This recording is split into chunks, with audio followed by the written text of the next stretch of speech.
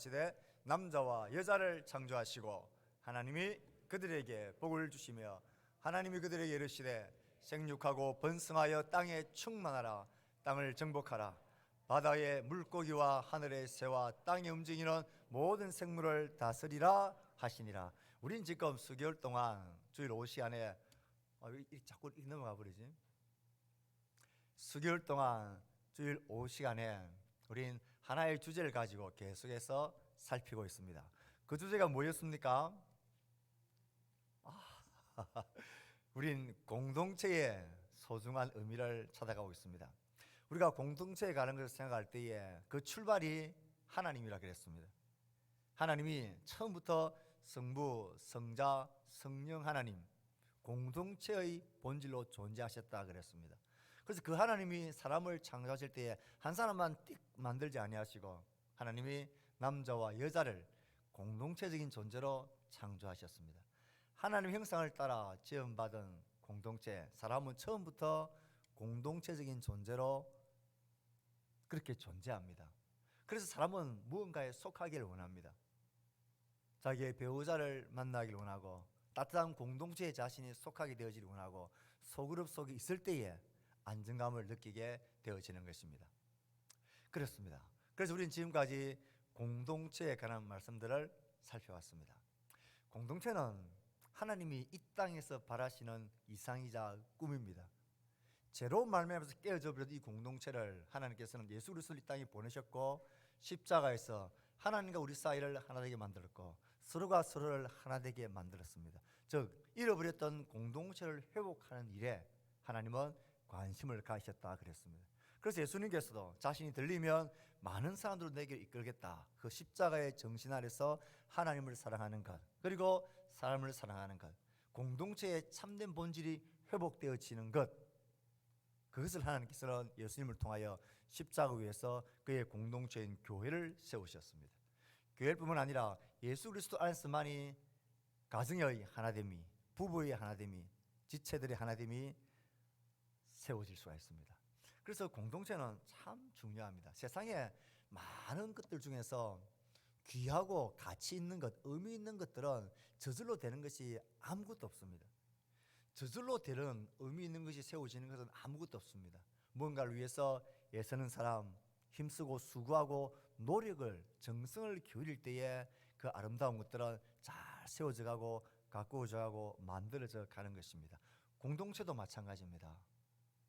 하나님이 예수 그리스도 안에서 잃어버렸던 공동체의 본질을 교회라는 것을 통하여서 우리 가운데 회복시켜 주시며 이렇게 우리를 한 몸으로 한 공동체로 이렇게 딱 불러주셨습니다. 이 공동체는 가만히 있다고 해서 자연스럽게 아름답게 하나님이 의도하셨던 그 기능을 발휘하고 능력 있는 공동체로 자동으로 되어지지 않습니다. 이 안에 속해 있는 지체들이 한 사람 한 사람이 이 공동체의 아름다움을 회복하고 만들어가기 위해서 각자 자기의 노력과 수고를 여러 모습으로 여러 방면으로 행할 때에 그때 비로소 아름다운 열매들이 맺혀지게 되는 것입니다. 그래서 우리는 성경적으로 볼 때에 이 공동체를 회복하고 아름답게 기능을 발휘하기 위해서 우리가 행하는 모든 종류의 일과 노력들, 수고들, 이것들을 한마디로 이것이다 말할 수 있습니다. 뭐라고요? 사역이다 말할 수 있습니다. 그렇습니다.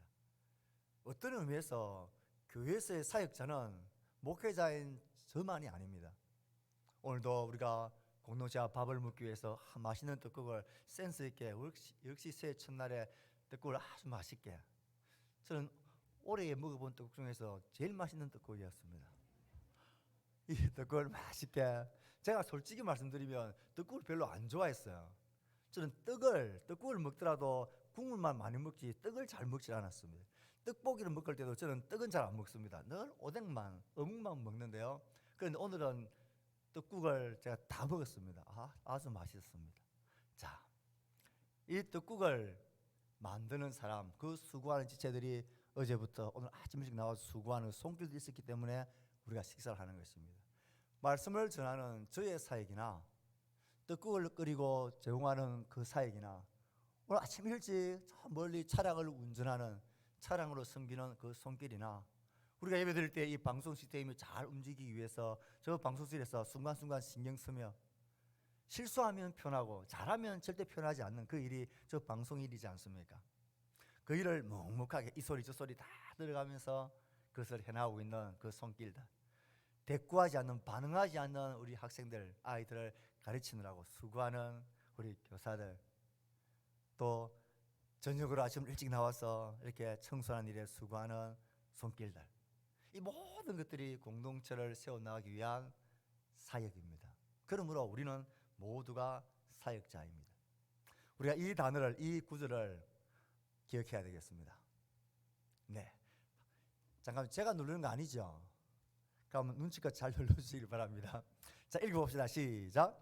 공동체는 사역으로 이루어진다. 다시 한 번 더 시작. 공동체는 사역으로 이루어진다. 옆 사람하고 이렇게 말씀하십시오. 공동체는 사역으로 이루어진대.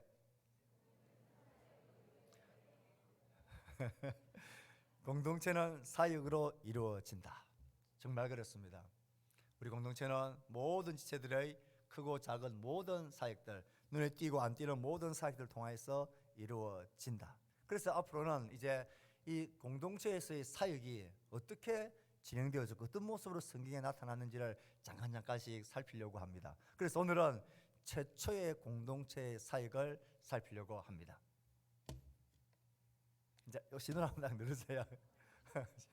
네, 최초 공동체의 사역. 우리가 잘 압니다. 최초의 공동체의 사역은 우리 읽었던 창세기 1장에 등장합니다. 창세기 1장에 오늘 우리 읽었던 본문 말고 그 앞 2장 15절을 한번 읽어보도록 합시다. 창세기 2장 15절 시작. 여호와 하나님이 그 사람을 이끌어 에덴 동산에 두어 그것을 경작하며 지키게 하시고, 여기서부터 하나님이 그에게 사역과 일을 맡기셨습니다. 저는 좀 이상한 마음이 들었습니다. 하나님이 전능하신 분이지 않습니까? 하나님이 이 천지를 창조하실 때에, 이 에덴 동산을 창조하실 때에 좀 더 완벽하게 완전하게 자율 모드로 움직일 수 있도록 하나님이 창조하실 능력과 지혜가 없으셨을까? 그럴 수 있지 않았겠습니까? 꼭 굳이 사람을 만들어 가지고 아담에게 신경 쓰이게 그걸 경작하고 돌보고 가꾸어야만 이게 돌아가는 그런 시스템이 아니라 처음부터 사람이 손 하나 까딱하지 않아도 모든 게 자율주행으로, 모든 게 자율적인 모드로 착착착 돌아갈 수 있도록 그렇게 만들어 놓았으면 이 아담은 얼마나 편했을까요?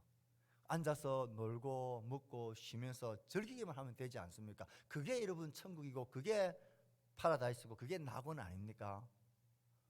여러분 천국 생각하면 어떤 생각하십니까? 신선 노름하는 것 생각하지 않습니까? 근데 하나님은 그렇게 만들지 않으셨어요.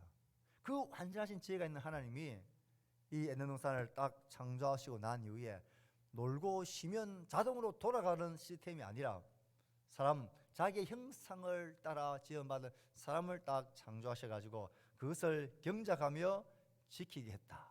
경작하지 않고 돌보고 지키지 아니하면 이게 어떻게 돼요? 이게 제대로 작동하지 못하도록 그렇게 하나님이 처음부터 만드셨다라는 거예요. 거기에 사람의 사역이, 사람의 노동이 필요하고 그것이 더해져야만 제대로 작동할 수 있는 그런 것으로 하나님이 만드셨다라는 것에 우리가 신경을 꼭 쓰셔야 합니다. 그건 하나님이 지혜가 부족하거나 하나님이 능력이 좀 덜해서 그렇게 만든 게 아니라는 것입니다. 즉 하나님은 자신의 형상을 닮은 사람을 창조하셔가지고는 그 사람을 경작하고 일하는, 사역하는 사역자로 만드셨다라는 거예요. 우리나라는 나쁜 유교 문화 중에 하나가 노동하는, 일하는 것을 천하게 여기는, 이것은 참 비성경적인 아주 나쁜 것입니다. 하나님은 처음부터 사람을 창조하실 때에 노동하는 사람으로, 사역하는 자로 만드셨어요. 그러니 사람의 사역이 그곳에 빠져버리면 하나님이 만드신 에덴 동산도 이게 제대로 작동하지 않는 동산으로 그렇게 하나님이 스스로를 제한시켜 놓으셨다라는 것입니다. 이걸 가만히 생각해 보면 사람은 처음부터 사역자로 창조되어졌습니다. 그 사역이 하나님의 일을, 하나님의 의도를 완성해 나가는데 중요한 요소가 된다. 이것을 생각해야 합니다. 하나님께서는 이렇게 이상해 보면 아담 그리고 뒤에 하와를 하나님께서 창조하셨죠. 그런데 우리가 오늘 읽었던 1장 27절 28절을 다시 한번 보겠습니다. 두드렸는데요. 네, 시작. 하나님이 자기 형상 곧 하나님의 형상대로 사람을 창조하시되 남자와 여자를 창조하시고 하나님이 그들에게 복을 주시며 하나님이 그들에게 이르시되 생육하고 번성하여 땅에 충만하라. 땅을 정복하라. 바다의 물고기와 하늘의 새와 땅에 움직이는 모든 생물을 다스리게 하시니라. 자, 하나님이 형상대로 사람을 창조하시되 남자 여자를 창조하시고 그들에게 하나님이 무엇을 주시며요? 무엇을 주시며? 복을 주시며. 그리고 복은 뭡니까? 놀고 먹고 잘 사는 게 복이라 생각하지 않습니까? 그런데 하나님이 복을 주시며, 하나님이 주신 복은 놀고 먹는 그런 복이 아니었습니다. 하나님이 그들에게 복을 주시며 그들에게 무엇을 시키셨습니까? 그들에게 사역하게 하셨습니다. 그들에게 일하게 하셨다라는 거예요. 생육, 번성, 충만해라. 물고기, 새, 모든 생물을 뭐 해라고요? 다스리라. 사역하고 일하는 것은 이건 복입니다. 에이, 복이 아닌 것 같습니까? 복입니다. 어디서 볼 수 있습니까? 일자리를 찾기 위해서, 취업을 하기 위해서 시험 치고 면접을 보고 준비하는 우리 젊은이들, 청년들, 또 어느 일을 하다가 이제 직장을 옮겨야 해서 새로운 직장, 새로운 일자리를 찾으려고 할 때에 그 사람들의 간절한 마음을 한번 보십시오. 그 처음이나 새로운 이직하는 그 간절한 마음을 생각해 보십시오. 그 무엇보다도 일할 수 있다는 것은 이건 복입니다. 사람은 처음부터 하나님이 복을 주시고 사역하는 존재로 이렇게 만들어 놓으셨습니다. 그것도 하나님이 자기 형상을 따른 사람을 청지기로 삼으셔서 하나님 만드신 그 일을 자신을 대리해서 일할 수 있도록 그렇게 하나님이 복을 주셨습니다. 그리고 이 복, 그들의 사역을 통하여서 그의 일은 점점점 확장되어져 가게 했습니다. 자, 다음을 보십시오. 공동체가 확장되어져 갑니다. 처음에는 아담과 하와 그만 만든 게 아니라 하나님께서 그들을 통하여 생육 번성 땅에 충만하라. 그들의 사역과 서로 협력을 통해서 공동체가 그의 사역의 결과로 점점 확대되어져 가는 이것을 하나님께서는 원하십니다. 즉 하나님께서 우리에게 사람을 하나님의 형상을 닮은 존재로 만드시면서 복을 주셨고 그 복을 주시면서 사역하게 하셨고 그들의 사역과 일을 통하여 점점 공동체가 확장되어져 가게 하나님께서 의도하셨다라는 것을 기억을 해야 합니다. 자, 공동체는 사역으로 이루어진다 그랬습니다. 최초의 공동체의 사역은 에덴 동산에서 그 완벽한 하나님이 사람을 창조하시면서 그들에게 사역하게 하셨습니다. 사역은 저주나 징벌이 아닙니다. 죄는 3장에 나오잖아요. 이 모든 일은 죄가 나오기 전의 일입니다. 그러므로 처음부터 하나님은 사람을 사역하는 존재로 그리고 그 사역을 통해서 공동체가 점점 확장되어질 수 있는 그 역할을 맡기셨습니다. 이렇게 되어지는 것은 우리가 놓쳐서는 안 되는 중요한 복이다. 그것을 생각을 하도록 합시다. 생육하고 번성하여 충만한 것, 이건 정말 중요한 우리가 잊을 수 없는 복입니다. 오늘 이 말씀을 딱 가지고 보면 우리가 이 사역에 대해서 이 공동체 확장되어져 가는 그리고 복으로 주신 이 모든 사역에 하나님께서 우리에게 주신 지침들 3가지가 있는 것을 알게 되어집니다. 자, 오늘의 본문을 보면 첫 번째 이 사역에 대한 지침들이 하나 있습니다. 그것은 첫째는 읽어봅시다. 시작. 노동 필요.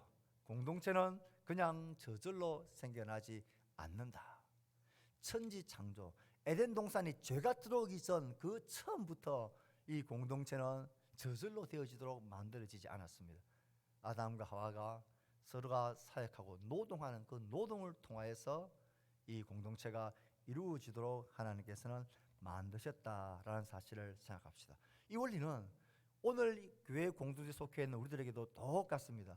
우리 교회 공동체가 바르게 기능하는 공동체로 점점 세워져 가기 위해서는 공동체에 속한 모든 지체들이 노동하는 사역자가 되는 것이 꼭 필요합니다.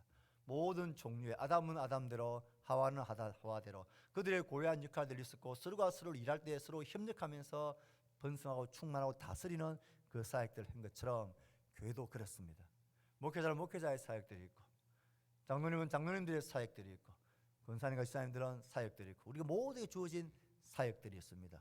이 일은 서로가 힘쓸 때에 우리 몸이 세워지듯 공동체가 세워져 갑니다. 둘째 원칙은 이것입니다. 둘째는요, 읽어봅시다. 시작. 섬기는 종. 하나님이 주신 권위하에서 함께 섬기는 종입니다. 우리 공동체 속에 최고의 권위는, 유일한 권위는 하나님밖에 없습니다. 우리의 모든 권위의 근본은 하나님이십니다. 하나님께서 우리에게 이 사역하기 위해서 각자의 자리와 각자의 직분을 통하여서 우리에게 권위를 허락해 주시는 것입니다. 우리의 유일하고 최종적인 권위는 하나님밖에 없습니다. 그래서 우리는 각자의 자리에서 모두가 사역자로 종된 모습으로 지체들을 섬김으로, 그 사역을 섬김으로 결국 하나님을 섬기는 종으로서 우리는 있는 것입니다. 사역자를 미니스트라 그럽니다. 그것은 라틴어로 종이란 단어에서 나온 단어입니다.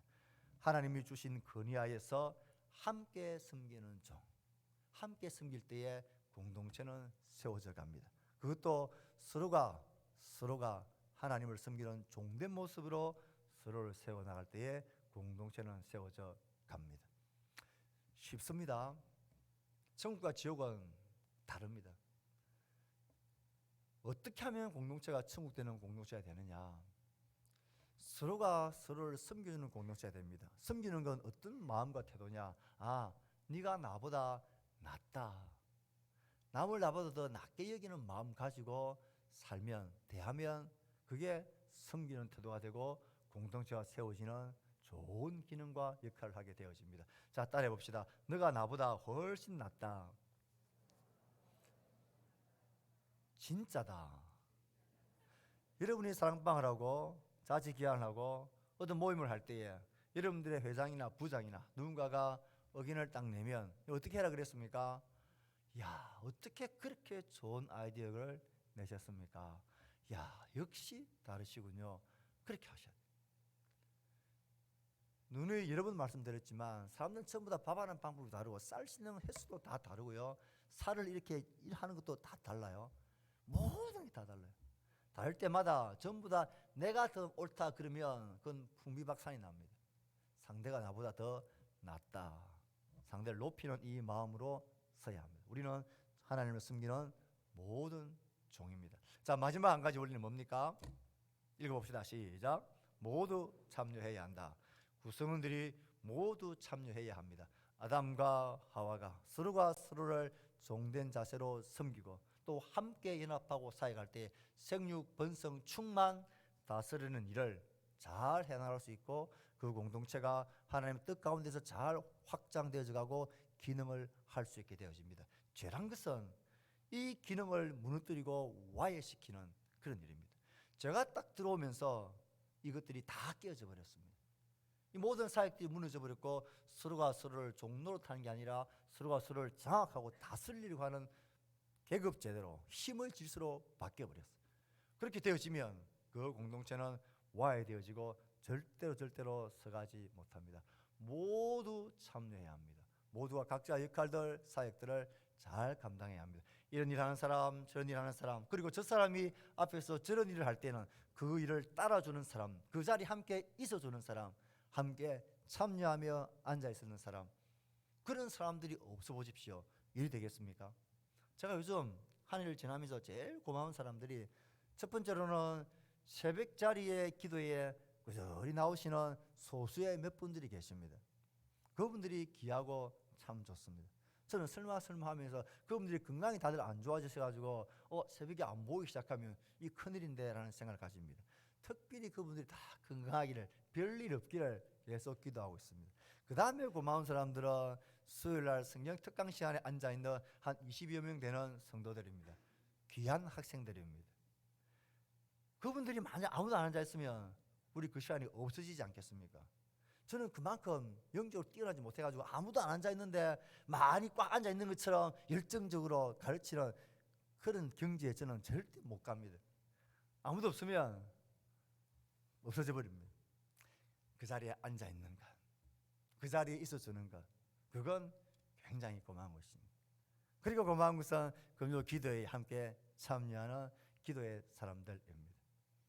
지속 가능한 일들을 우리는 계속해서 해나가야 할 겁니다. 교회에서도 정말 고마운 사람들은요, 열심히 앞장서 일하시는 분들도 진짜 고맙죠. 그분들이 없으면 교회가 돌아가지 않겠죠.